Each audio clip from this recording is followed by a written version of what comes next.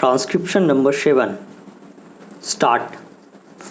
Now, I would like to say that with this measure we are now adopting, to my mind, it will not be possible to have this system or any other system functioning effectively. The number of clauses that we have included are so restrictive and rigid that it will not be possible for any system to function in this country. If all it is able to function, it will be able to function with a lot of difficulties. It will be said afterwards that the industrial sector, particularly the private sector, has not been able to deliver the goods.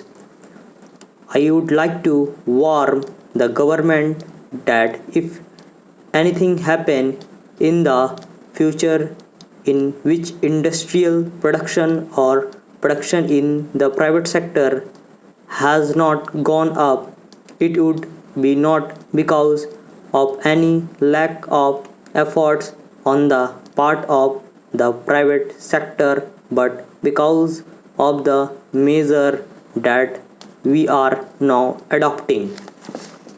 I have mentioned several times how this particular bill is very restrictive and how it will hamper the normal growth of companies in the country.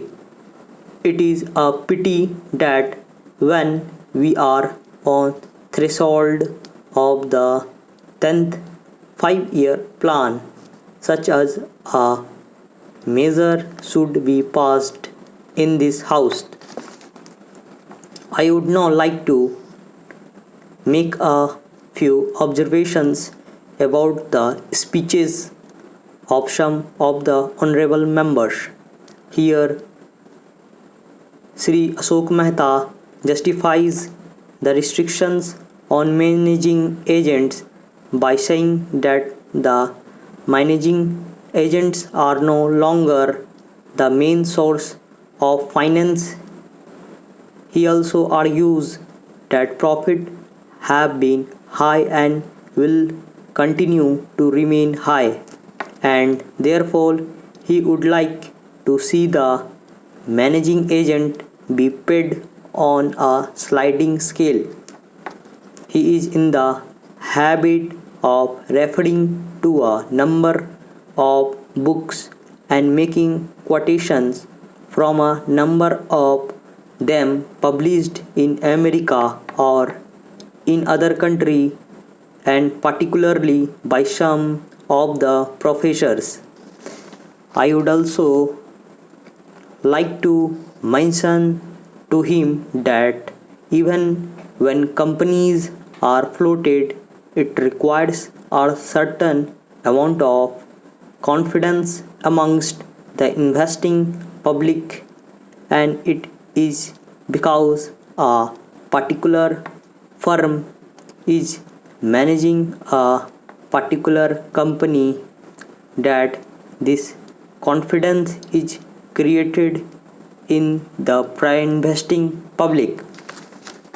Even there, as the Honorable Finance Minister has said, there is a sort of overall tight control. New bank and insurance companies are not floated nowadays. What you have are the few banks which are existing and the few insurance companies that are existing. The other point is that the creditworthiness of the managing agency firm does count to a certain extent in getting credit from the bank and other financial institutions.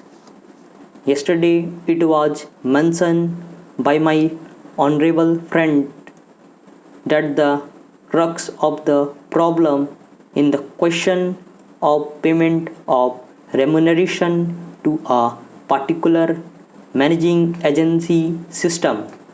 He said that in this bill, a definite encouragement has been given to the alternative type of management, namely the managing director of the manager, where an individual has been permitted to take 5%, while in the case of the managing agency, it has been permitted to talk about 10%. I would like to point out to him that it is not merely the question of remuneration which will decide the alternative type of management. The remuneration is not a very important thing unless and until you allow a certain amount of flexibility of any system to function.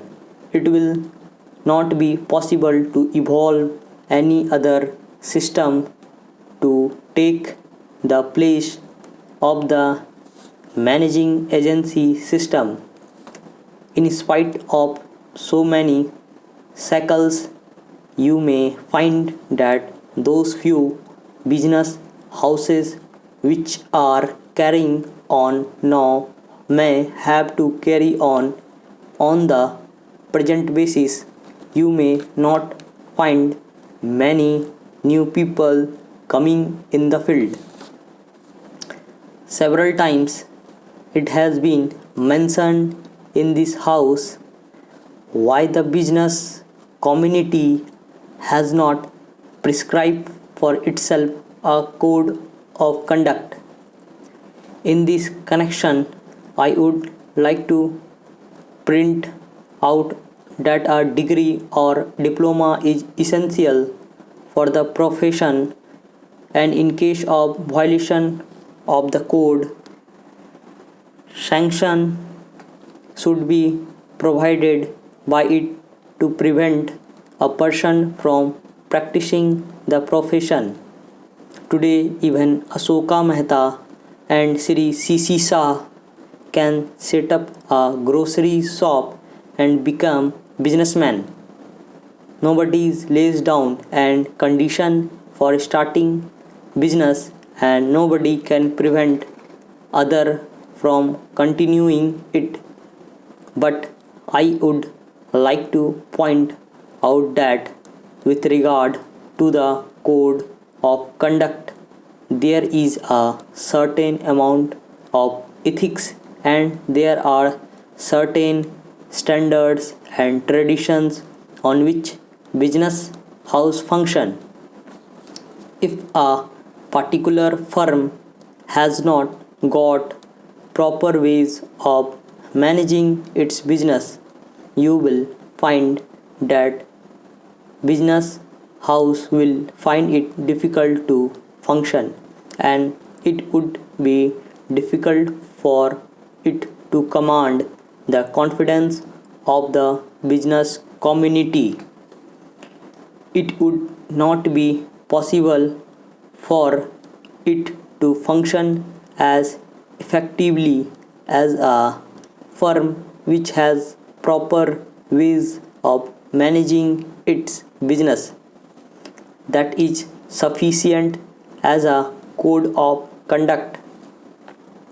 It is not possible to prescribe a certain code of conduct in the manager. It has been done for the profession in general.